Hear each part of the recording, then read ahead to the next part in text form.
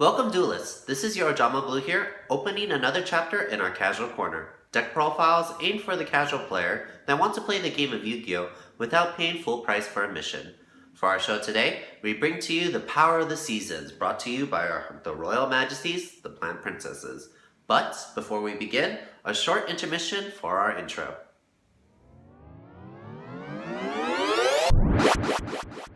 Welcome back, ladies and gentlemen, for another entry in our Casual Corner.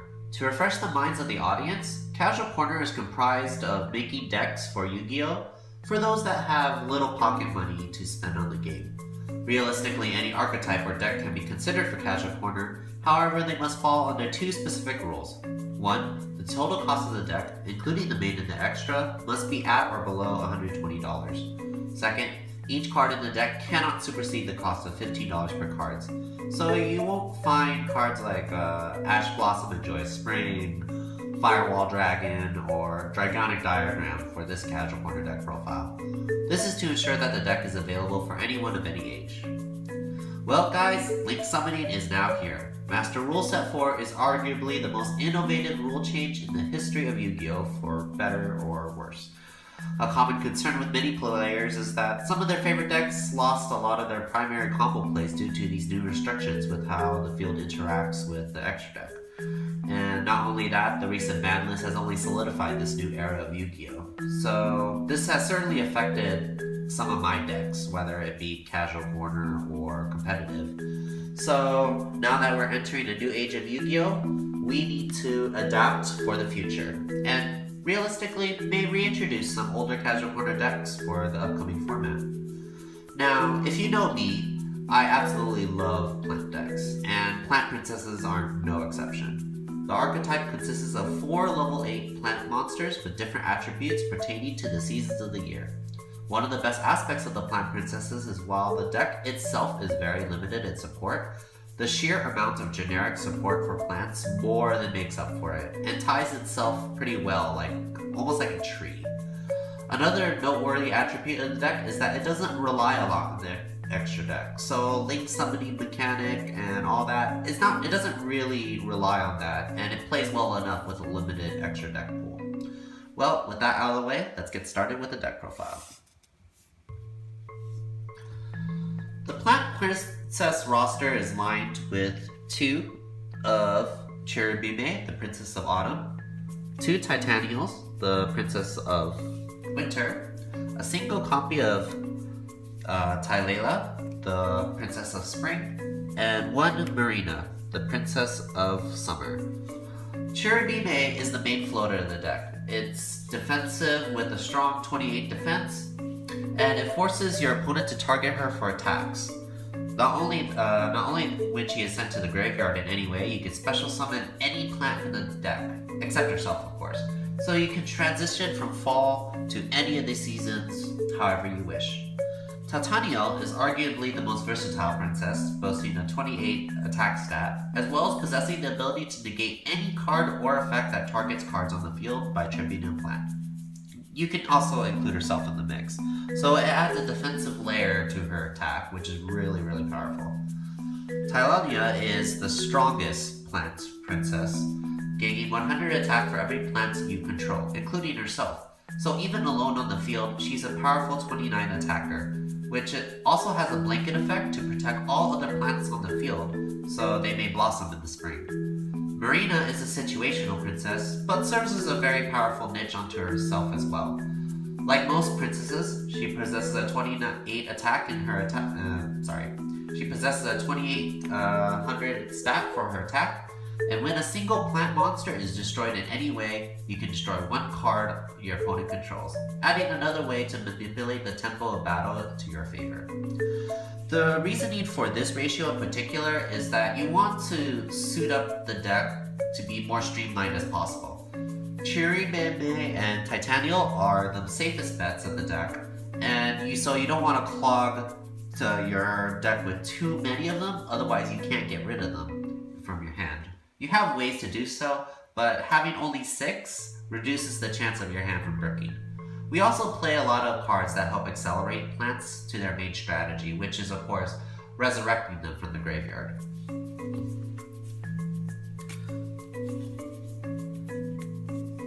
The rest of the monsters are just pretty much just natural support for the monarchy. Triple Lone Fire is of course standard for almost any plant deck. You can tribute any plant, including itself, to go into any plant princess you want, and it's considered one of the strongest staples for any archetype realistically focused on plants, so you definitely want to see as much of it as possible. 2 copy plant and 1 dandelion are additional support for the deck. The fact that all these targets are level, at least the copy plant is a level 1, and Dandelion is a level 3 is very, very important for the deck. Copy Plant is a level 1 target that is suited for a lot of combos, and can also mimic the level of any plant princesses for rank 8 plays as well. Dandelion is pretty universal for a couple reasons, as not only he produces level 1 tokens, but he is also a level 3 Earth monster, which will be important when we go into the extra deck. The next support we play is the Rose combination lineup, which is double Rose Paladin and double Rose Lover.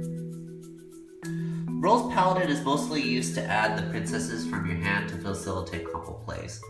Since Rose Paladin is a warrior, it's a little bit of the odd man in the deck, but we do play Rhoda in order to get it into your hand if you really need to.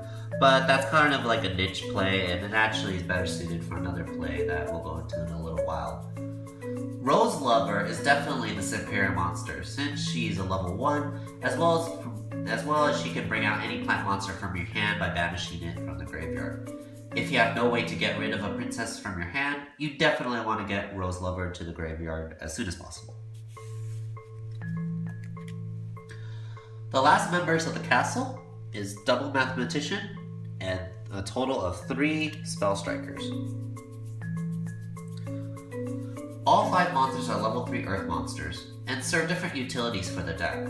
Mathematician works as a way to get important plants into the graveyard, while Spell Striker can special summon himself by banishing a spell card, and since it's not once per turn, and you definitely do not want to utilize your normal summon for Miracle Fertilizer, it's very good that he can special summon himself in some way or fashion. We play a total of 16 spells, which is a pretty hefty lineup, but it's used to optimize it for your plays than playing a lot more traps for safety. The plant support is pretty standard, realistically, in the form of 3 Miracle Fertilizers to resurrect your plants, and double Super Solar Nutrients to get into your low fire plasms and your rank 3 plays much faster. With the sheer amount of level 1s and level 1 potentials in the deck due to cards like Dandelion, Super Solar Nutrient takes form as probably one of the fastest ways to get to the pieces that you really need for the deck. As with any graveyard deck, you can't go wrong with a single copy of Soul Charge. It is a very necessary spell, and the usual triple Lone Fire to Soul Charge play is still one of the best plant combos available even to this day. So you definitely want to see this if possible in opening hand with the Lone Fire Blossom. For draw power and discard power, we have triple trade-ins. The power of the princesses is that they are level 8, and since trade-in discards those for 2 more cards, you know what, that's perfectly fine for the deck. It allows to further accelerate your plant princesses right where you need them, which is the graveyard.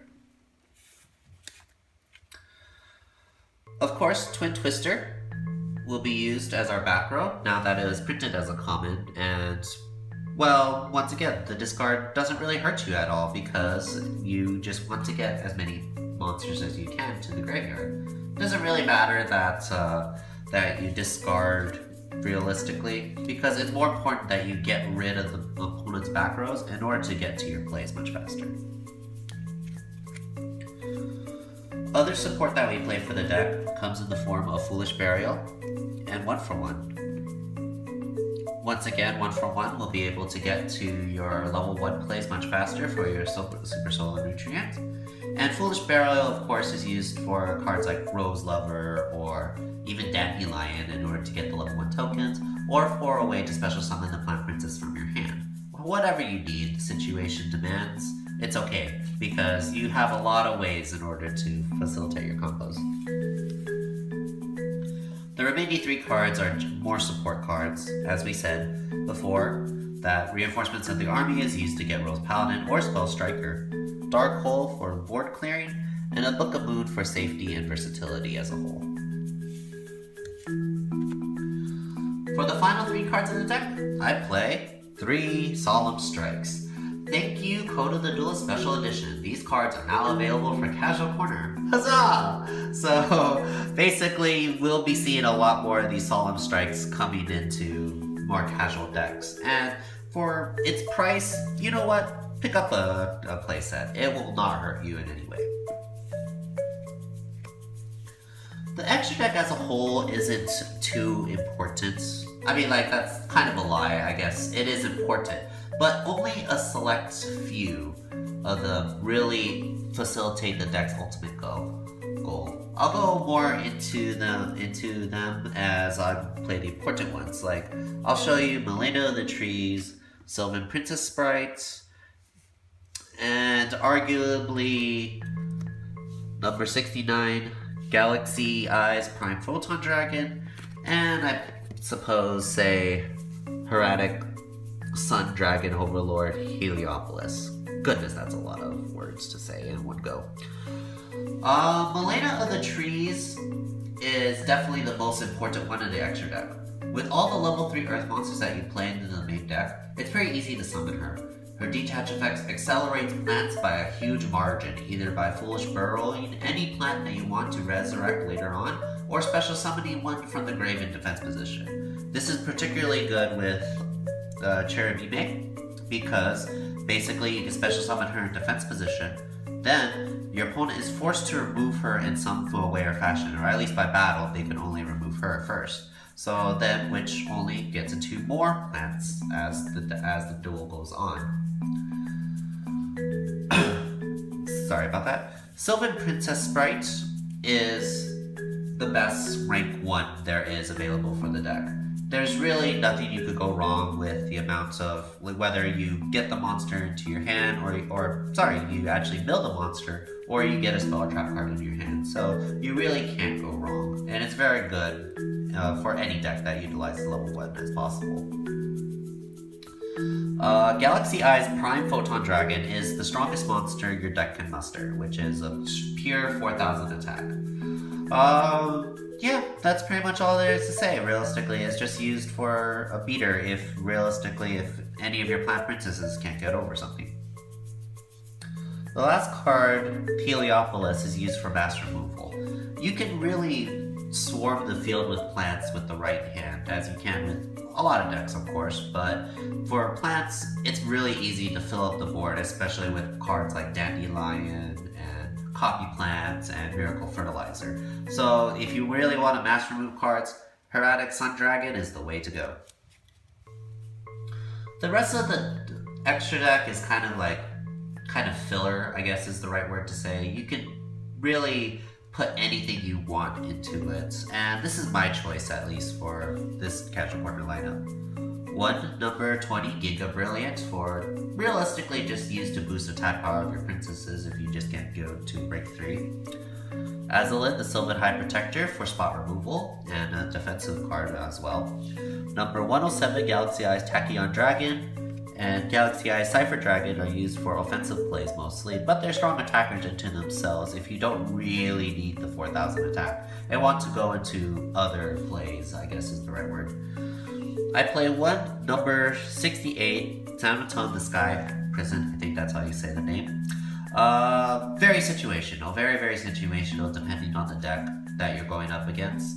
And it kind of hurts you as well if you're not well prepared for it, because it blocks out special summoning from the graveyard. So you have to be able to go into all of your plays and then go into him. But he can really lock out the extra deck, or realistically any deck like Burning Abyss or any other graveyard decks that you're going up against. Number 23, Lancelot, is also used for, just spot-on negation if you really want to save your plays, or if there's something that you want to get over, you can just summon him, attack directly, destroy 1 card on the field. or at least one face-up card on the field. So that's usually the best, I would say, necessary quote-unquote XYZ lineup. But of course, it's malleable to whatever you want to put into the deck as well. The reason I don't play number 87, the Queen of the Night, even though it's like thematic to the deck, the sheer fact that it's quite underwhelming as a card. It fits thematically, as I said, but as a whole, it isn't too violent for the deck at all. And the fact that it requires 3 of the seasons to make her, it's not as attractive. I'd rather have the Plant Princesses. Other bonuses is, yes, we do play tuners, in fact. We got copy plants. We don't play glow up bulb to mitigate costs, and also it's not as important to really go into them. But Formula Synchron is just to use, like, you know, with the copy plant and like one of the tokens or any of the level 1s just for draw power. I play Old Entity Hastur just kind of as filler, because if once I use the Synchron, then I could use like double level 1 tokens in order to get to Hastur. Or you could go into a single copy plant and Dandelion to go into Old Entity Hastur. It's a pretty decent defensive card, but as a whole, it's very underwhelming. The other Synchro monster I play is Leo, the Keeper of the Sacred Tree. The reason I put this in is it's a really powerhouse card. It still can't be targeted except during main phase 2, which is still very powerful. And Formula Synchron with 1 princess makes it easy to get into. And that pretty much finalizes the deck as a whole. The deck itself is very, very, I would say almost not dirt cheap, but it's pretty up there when it comes to saving a buck for a deck as it goes. The main deck as it is probably about $40 to $42, and the extra deck goes about $22. Though it can definitely range depending on what you're putting in and out of the extra deck. With this current setup, it's around $63 to $65 total today, which is pretty inexpensive for a quasi-archetype deck. And the fact that it comes with just sheer plant support that you can put in any plant deck, I say you're getting a lot of value for it. And the fact that like Solemn Strike is literally the most expensive card in the main deck, I mean, that's kind of ridiculous. Well, that is all for now, duelists. Thank you for watching. Like, comment, subscribe for more upcoming videos and more Casual Corners profiles in our lineup. Stay tuned because the fun is just getting started. Thank you.